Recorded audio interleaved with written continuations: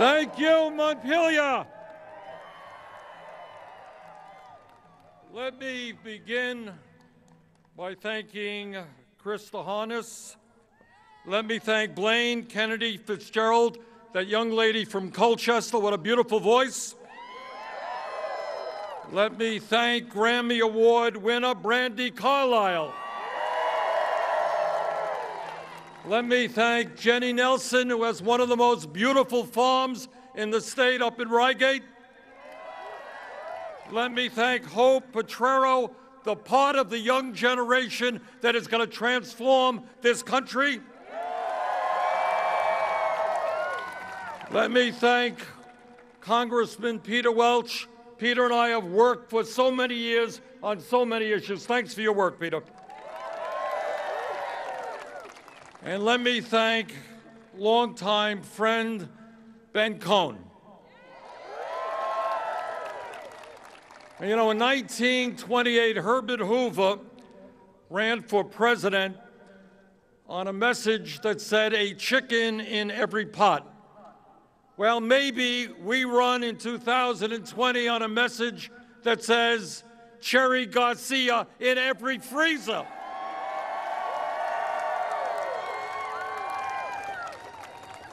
Thank you, Ben, for all you've done for this state and country.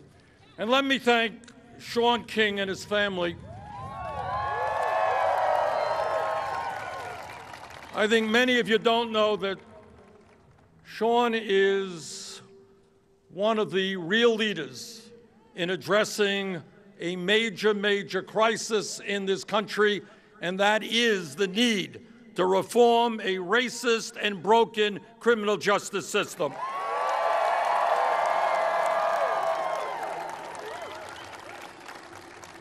Today, I want to thank all of you for being here this afternoon.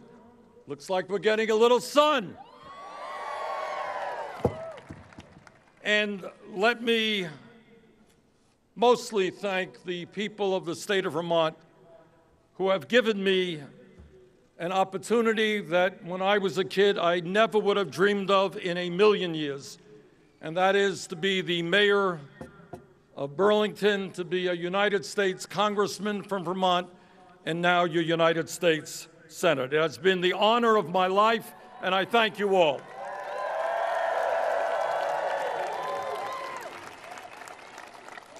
And here, standing in front of our beautiful State House, we can reflect a bit upon the history of our small but proud state. We were the first state in the country to outlaw slavery,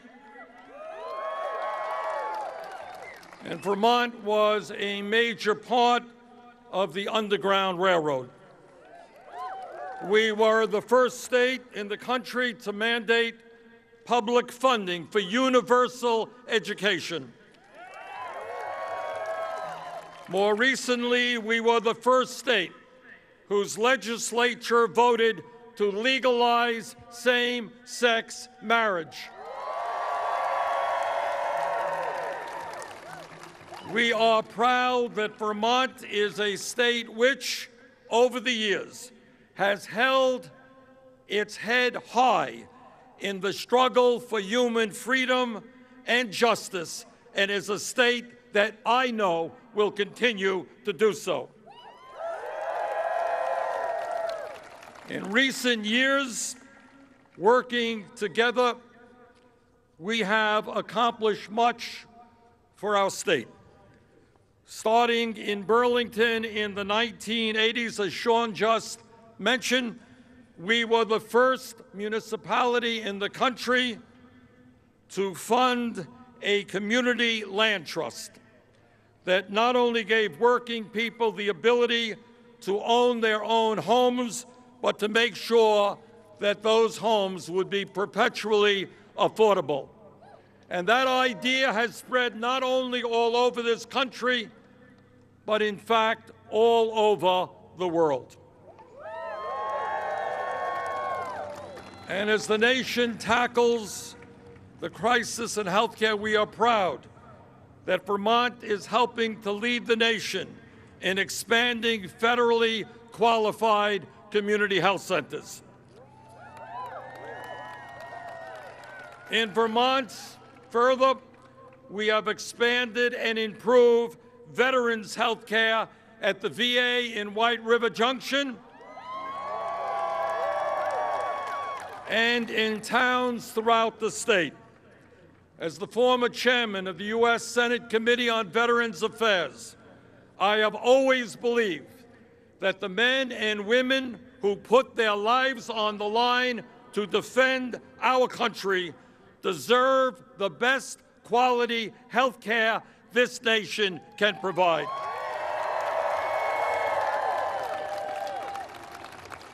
In Vermont, we have been a national leader in energy efficiency and the movement to sustainable energy.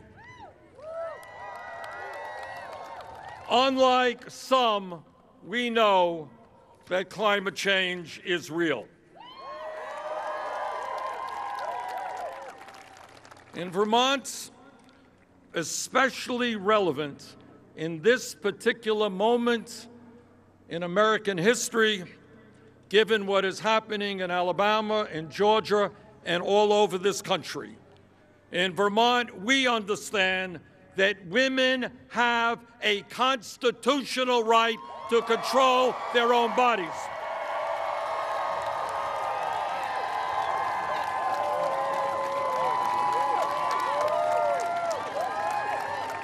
It is not politicians in the U.S. Congress or the state governments or the local government that will control a woman's body. It is the women of this country themselves.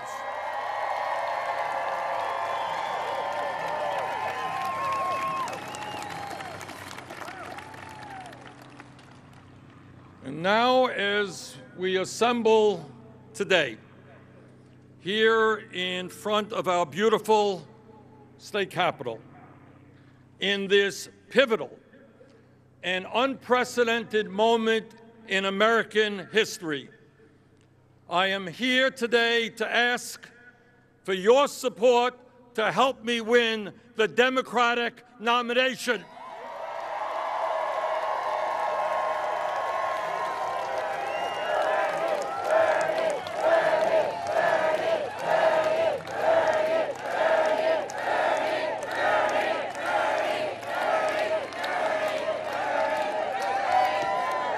I am asking for your support to help me defeat Donald Trump, the most dangerous president in the history of this country.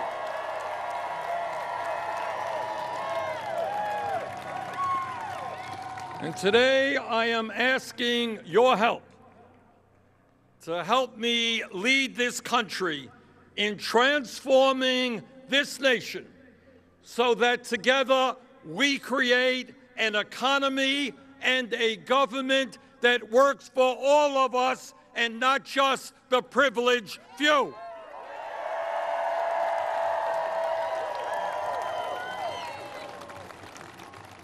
And today, I want to welcome you to a campaign which says, with confidence, optimism, and love, that the underlying principles of our government will not be greed, hatred, and lies.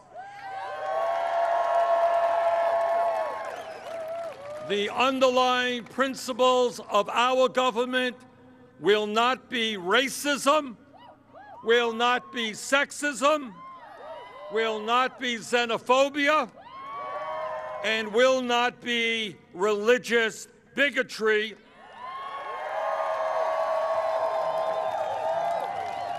And all of the other mean-spirited, un-American beliefs of the Trump administration. The principles of our government will be based on justice, economic justice, racial justice, social justice and environmental justice. Our campaign and our government is about bringing our people together, not dividing them.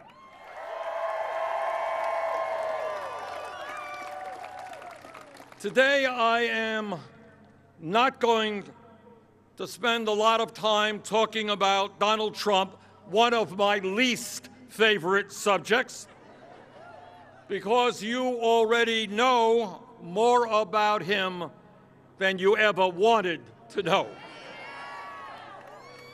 You know that, sadly, we have a president who is a pathological liar, and that he says whatever he wants without regard to the truth. You know that we have a president who has no understanding or respect for the Constitution of the United States and the separation of powers, and is attempting to move every single day this country into an authoritarian form of government. Think for a moment, who would have ever believed that we could have a president of the United States who considers the media in this country as an enemy of the people, who lavishes praise on despotic and anti-democratic leaders all over the world, who storms out of meetings after berating and insulting congressional leaders, and who refuses to obey congressional subpoenas. But that's not all. During his campaign for the presidency, Donald Trump told the American people that he was going to defend the interests of the working class of this country. He lied. Instead of protecting the interest of working people, he attempted to throw 32 million Americans off of the health care they currently have. He attempted to do away with the protections that all Americans have for pre-existing health conditions. That is not defending the interest of the working class. That is betraying the working class of this country. During his campaign for president, Trump promised not to cut Medicare, Medicaid, and Social Security. He lied. His budget calls for $1.5 trillion cut to Medicaid over 10 years, $845 billion to Medicare, and billions more in cuts for Social Security. Now, some of you may remember that when Trump ran for president, he said, you know what, we're going to have a tax plan that will not benefit wealthy people. Remember that? He lied again. 83% of his benefits in that tax plan go to the top 1% at the end of 10 years. During his campaign for president, Trump said that he would drain the swamp. He lied. That swamp is murkier now than it has ever been, and his administration is the most corrupt in the modern history of the country.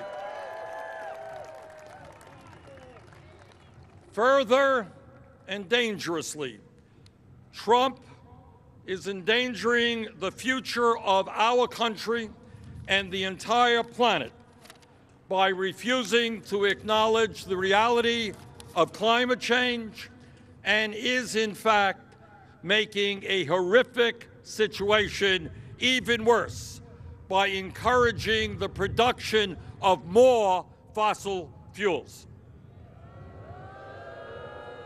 Hard to believe. The scientists tell us that we have only 12 years, not a very long time, before we see irreparable harm done to this planet, and we have a president who ignores that stunning reality. But our campaign is not about Donald Trump. It is about something far more important. It is about laying out a new vision for our country, a vision that speaks to the needs of ordinary Americans, people from coast to coast who for too long have been ignored.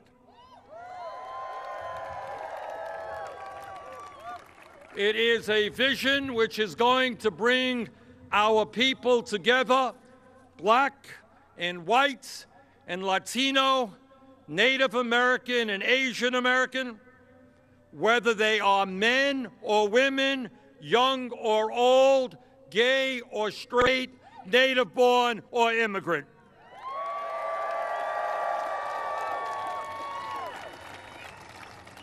Ours is a vision which calls upon our best instincts, not our worst. It is a vision that understands that love conquers hate, and that when we stand together in common purpose, there is nothing that we cannot accomplish.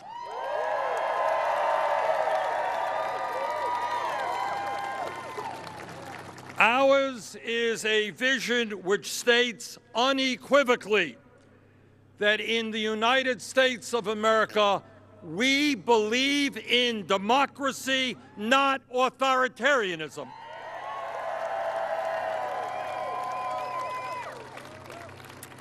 It is hard for me to believe that in the United States of America, in the year 2019, we have to say that, but unfortunately, we do. Too many brave men and women have fought and died to defend democracy in our country, and we will not allow Donald Trump or anyone else to take it away.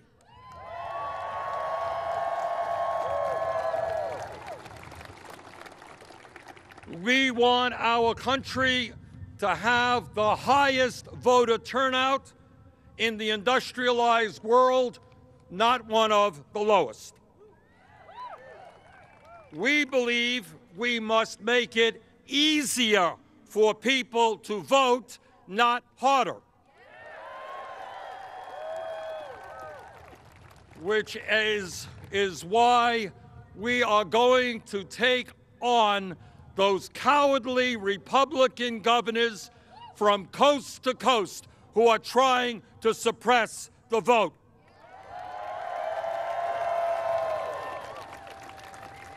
They are trying to make it harder for people of color, for poor people, for young people to vote. When we become the government of the United States, the law will be that if you are a citizen of this country and you are 18 years of age, you have the right to vote. End of discussion.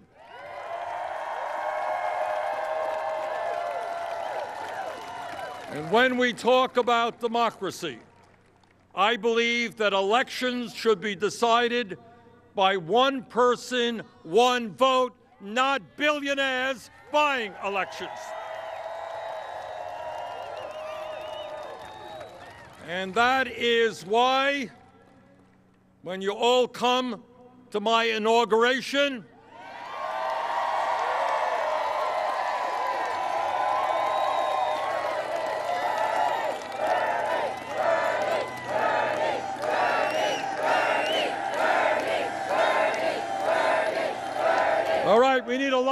buses to get to Washington. You all ready to come?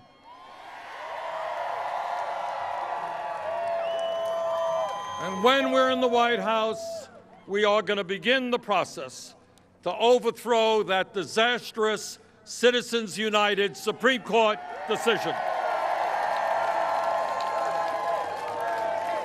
And we're going to move toward public funding of elections.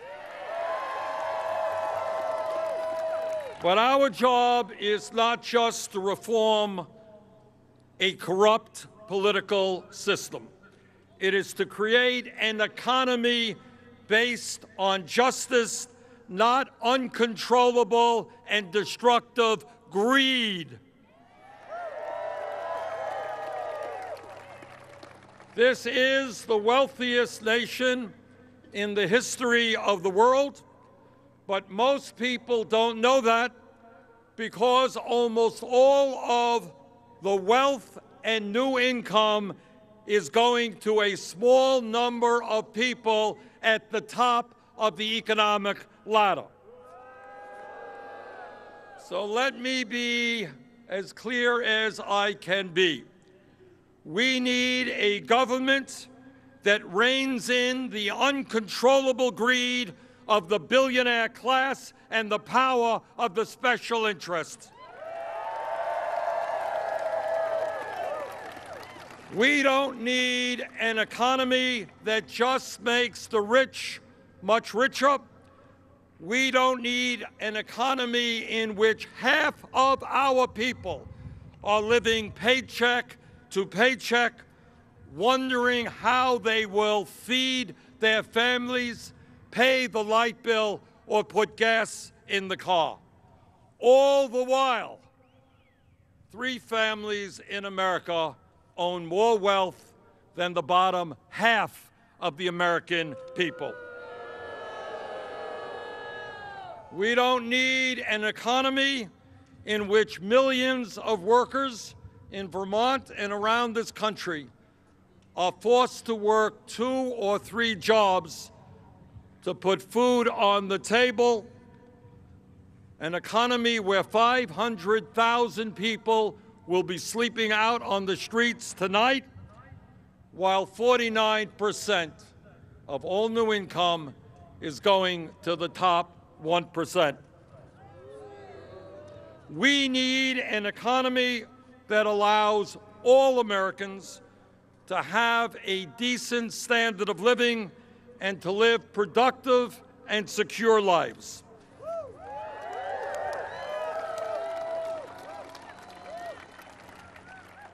We don't need an economy in which so few have so much and so many have so little.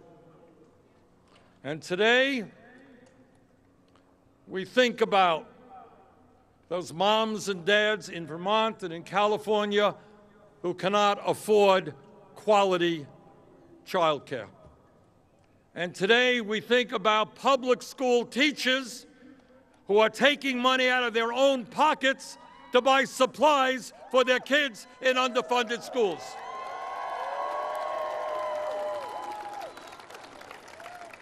And today, we think about veterans who are sleeping out on the streets. We are going to create an economy that works for the elderly, the children, our veterans, the sick, and the poor, not just the 1%.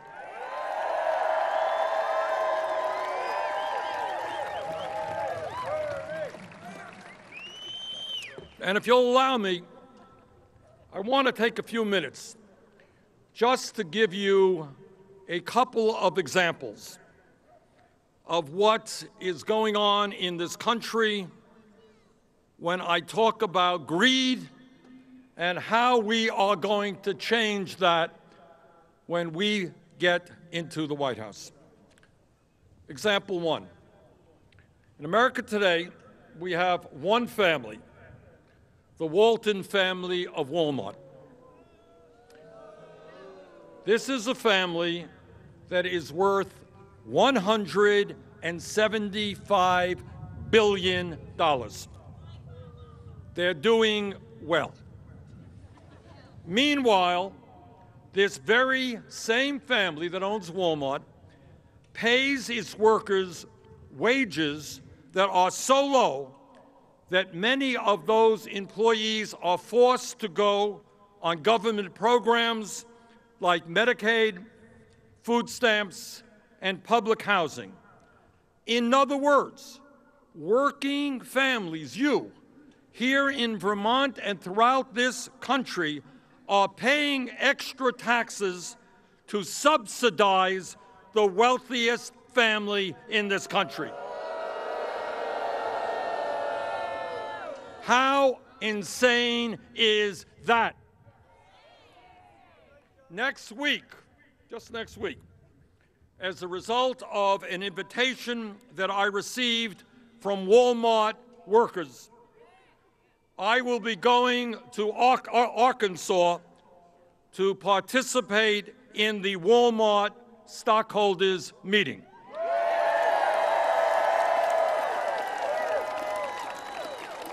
Now, I thank the workers very much for allowing me to represent them at that meeting. I'm not quite so sure how welcoming the Walton family will be. But let me tell you what I will tell them. And my message to the Walton family will be, pay your workers a living wage, $15 an hour.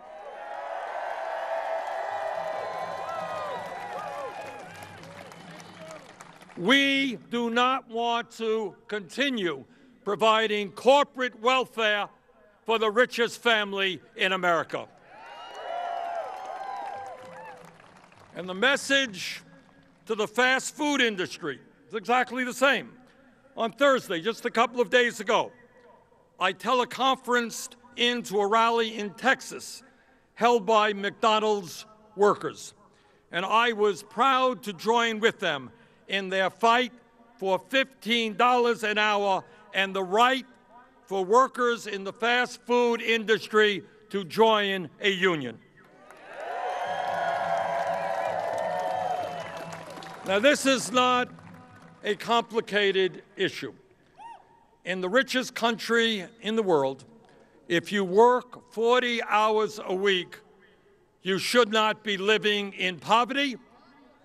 And that is why, together, we will raise the national minimum wage to $15 an hour.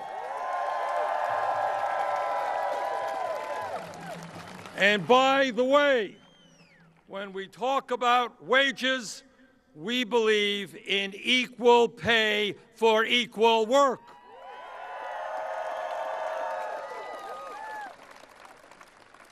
So that's the Walton family story. Let me give you another story. And this is something that I've been working on for a while. As you may know, Jeff Bezos. Anybody know who Jeff Bezos is? Mr. Bezos is the owner of Amazon. He is the wealthiest person in America, worth about $114 billion. And for years, my office in Washington had been hearing from Amazon workers all over the country about the starvation wages they were receiving and about the unhealthy working conditions that they were forced to abide. I am very proud that working with those employees, we were able to get Amazon to raise their minimum wage to $15 an hour.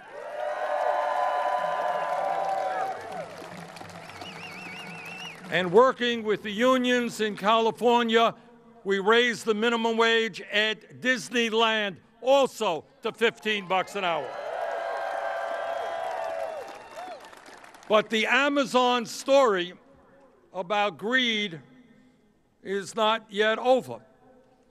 Last year, after making $11 billion in profits, Amazon paid zero in federal income taxes. That is what a rigged economy is about. You subsidize the wealthiest family in America because they don't pay their workers a living wage, and the wealthiest guy in America has a company that makes $11 billion and does not pay a nickel in taxes. And that is what we are taking on in this campaign and what we are going to take on in the White House.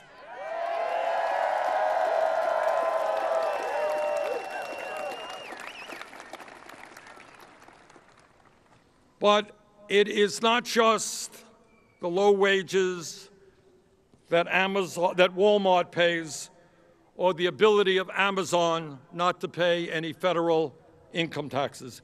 It goes a lot deeper than that. And let me tell you something that I think no candidate for president perhaps has ever talked about. And that is the power structure of America. Who owns America? Who has the economic and political power to demand that Congress work for them and not just ordinary people? So it is not just Amazon and it's not just Walmart. It is about Wall Street, where 6 financial institutions have assets equivalent to 50% of the GDP of our country and control the flow of trillions of dollars. Well, you know what? Today we tell Wall Street we're going to break up the major financial institutions in this country.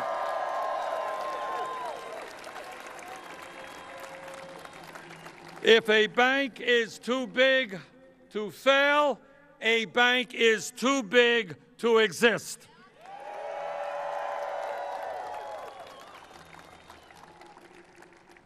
But it is not just Wall Street or Walmart or Amazon that are ripping off the American people. Take a hard look at the unbelievable greed and power of the pharmaceutical industry. Listen to this. Last year, the top 10 drug companies in America made $69 billion in profit. Meanwhile, they charge you and everyone else in America the highest prices in the world by far for the medicine that they need. Insanely, and it is insane, 1 out of 5 Americans cannot afford to fill the prescriptions their doctors prescribe. Well, I've got bad news for the drug companies.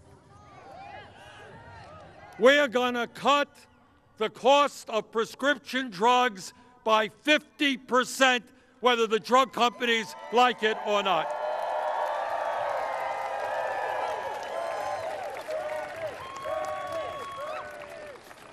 But it is not just Amazon, Walmart, Wall Street, or the drug companies. It is the insurance industry as well. You ready to take on the insurance industry? Last year, the 5 major insurance companies made $20 billion in profit while maintaining a dysfunctional system that cost us twice as much per capita for health care as any other country. You got that? We spend twice as much per person on health care as do the other countries that provide universal care. And here is what a dysfunctional health care system is about. Last year, the CEO of Aetna, a Mr. Bertolini, got a $500 million bonus for engineering a merger between Aetna and CVS. 34 million Americans have no health care. Even more are underinsured with high deductibles and high co-payments. And this system allows one man to make $500 million for a merger.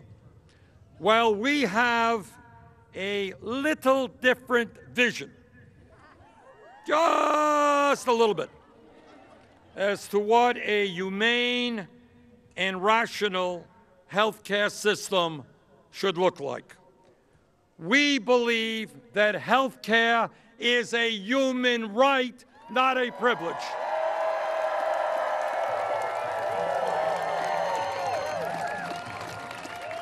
We believe that the function of a healthcare system is to provide quality healthcare to all people and not to make billions for the insurance companies and outrageous compensation packages for CEOs. And that is why, despite the hundreds of millions of dollars that the insurance companies and the drug companies will spend against us, I suspect they're going to make me a very famous guy on 30-second TV ads. But despite all of their lying and all of their ads, yes, we will pass a Medicare-for-all single-payer program.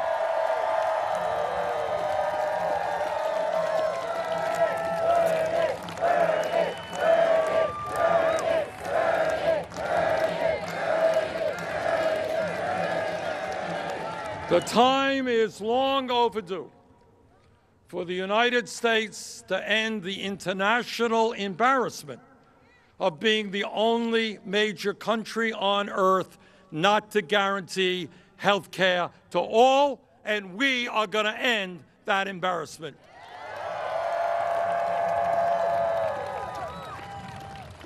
But it's not just Wall Street and the drug companies and the insurance companies. And let me say a word about something that very few people talk about, and that is we need to take on the military-industrial complex.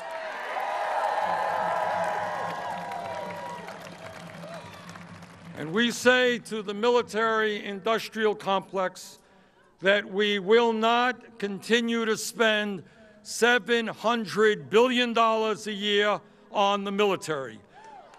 We want and need a strong defense, but we do not have to spend more than the next 10 nations combined.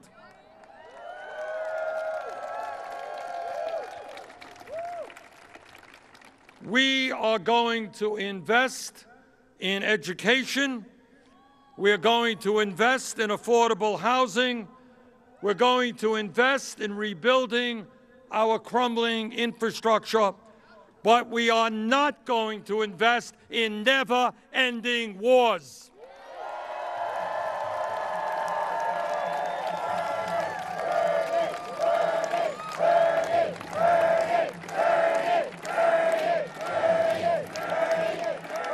And while we are on military policy, let me say a word about foreign policy, because they are obviously interrelated. Now, recently, I have been attacked in the media because of my views, actions, and votes on foreign policy issues. So let me be as clear as I can be.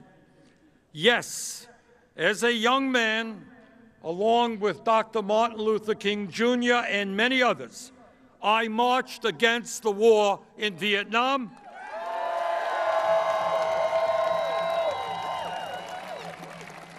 A war which ravaged my generation, which left 59,000 brave young Americans dead, as well as killing over 1 million Vietnamese people.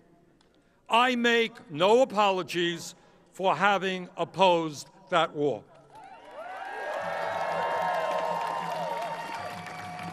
As a member of the House of Representatives, I helped lead the opposition to the war in Iraq. I did not believe Dick Cheney or John Bolton or President Bush and others when they told us that Iraq had weapons of mass destruction and that we had to invade that country. The war in Iraq turned out to be the worst foreign policy blunder in the modern history of our country and has led to the destabilization of that entire region with more war, more death, and more suffering. I make no apology for leading the effort against the war in Iraq.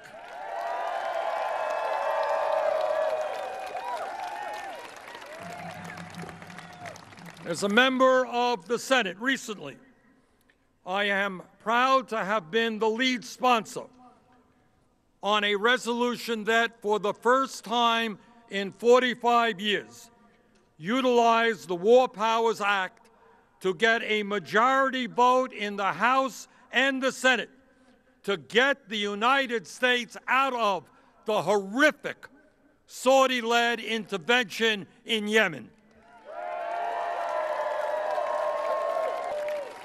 A war that is unauthorized and a war that is unconstitutional. Frankly, if we do not end that war soon, hundreds of thousands of men, women, and children, according to the UN, will die this year in Yemen, and millions more will face starvation in years to come.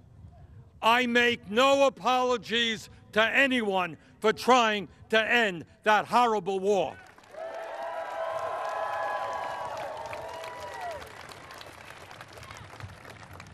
And finally, right now, this minute, I am doing everything that I can, working, by the way, with some honest conservatives in the Senate, to prevent Donald Trump and John Bolton from taking us into a war in Iran.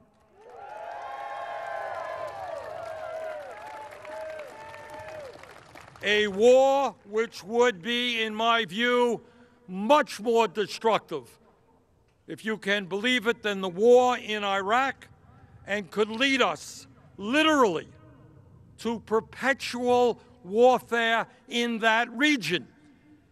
That not only this generation of members of the armed forces would be there, but their kids and their kids. So I make no apologies for trying to do everything that I can to make sure this country does not get into another war in the Middle East.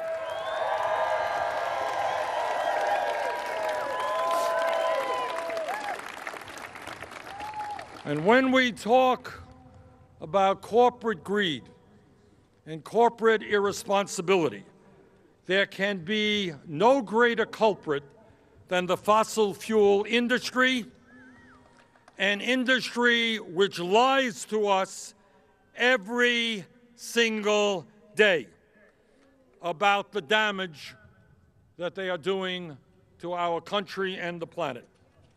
And today we say to Donald Trump and his friends in the fossil fuel industry that climate change is not a hoax, but is an existential threat to our country and to the entire planet.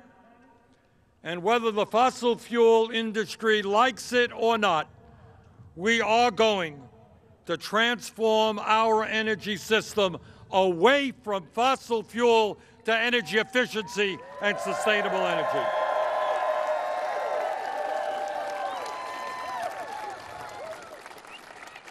I have 7 grandchildren here today. Beautiful, beautiful grandchildren. And what this struggle about climate change is about them and every child in this country and in the world. we have a moral responsibility to make sure that the planet we leave those children is a planet that is healthy and is habitable.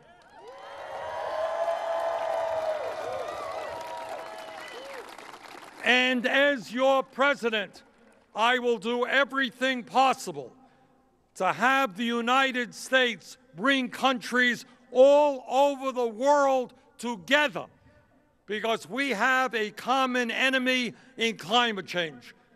Instead of spending over $1 trillion a year on weapons of destruction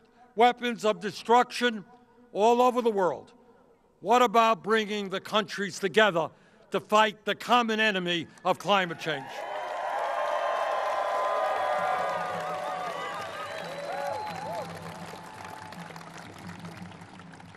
And when we talk about injustice in this country, we are talking about racial injustice. At a time of overall and massive levels of disparity in the United States, the situation is much worse for African American families.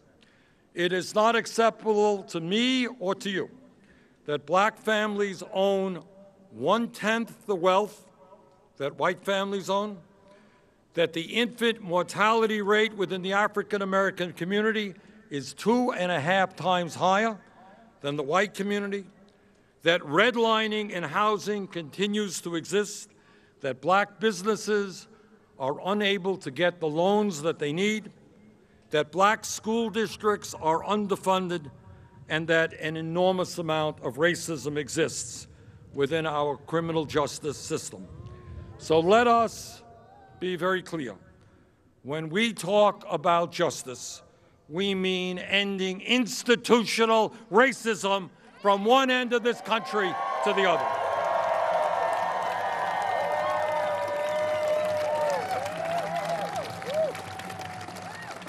Brothers and sisters, when we first launched our campaign in 2015, right up in Burlington, very few people took that campaign seriously.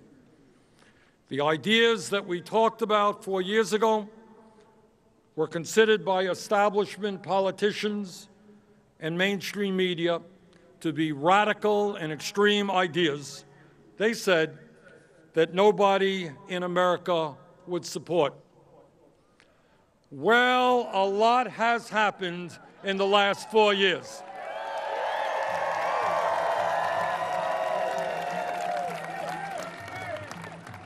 Raising the minimum wage to a living wage, not so radical today. Guaranteeing health care to all as a human right, not so radical today. Creating up to 15 million jobs by rebuilding our crumbling infrastructure, not so radical today. Legalizing marijuana.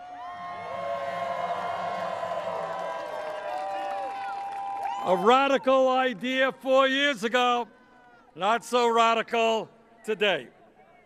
And by the way, those ideas that we talked about 4 years ago that seemed so extreme at the time, well, today, virtually all of those ideas are supported by a majority of the American people and have overwhelming support from Democrats and independents, and they are ideas that Democratic candidates from school board to president are now supporting.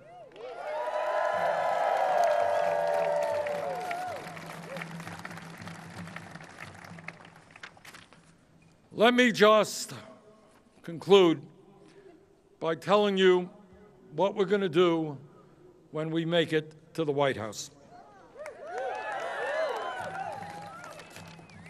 We're going to provide universal and affordable child care for every family in America.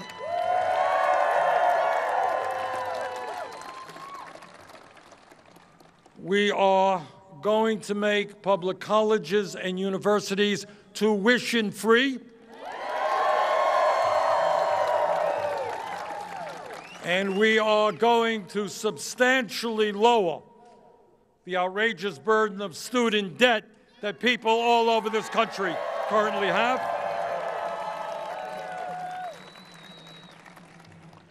And when we talk about criminal justice reform, we mean that there will be no more private prisons or detention centers, no more war on drugs, no more keeping people in jail because they are too poor to afford bail.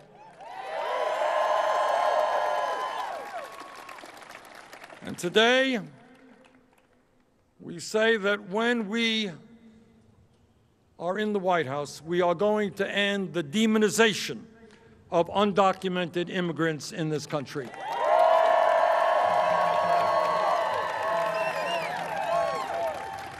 We are going to pass something that is long overdue, and that is comprehensive immigration reform and a path toward citizenship. We're going to provide legal status to the 1.8 million young people eligible for the DACA program. And we will have a humane border policy for those who seek asylum.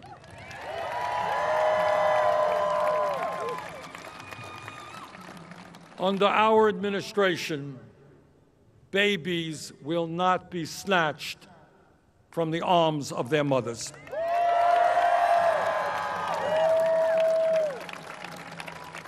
And under our administration, Amazon, Jeff Bezos, profitable corporations, and the wealthiest people in this country will start paying their fair share of taxes.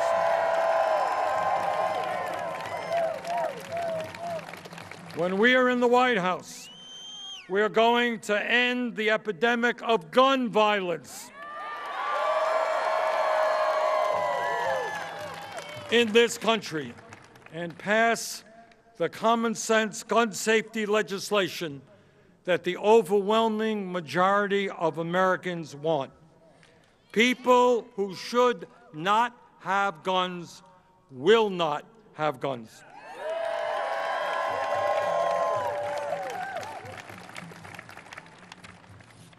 So let me conclude by saying this. This is a pivotal moment in American history. And Donald Trump and his friends believe they can win the coming election by dividing us up based on the color of our skin or where we were born or our sexual orientation or our religion. They think getting us to hate each other is their path to victory.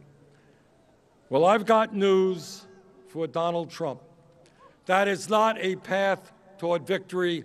That is a path toward defeat.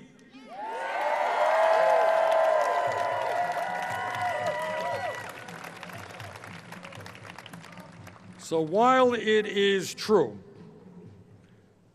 that the 1% in this country and the profitable corporations have enormous wealth and power, it is also true that 1% is 1%. And 99% is a hell of a lot bigger number than 1%.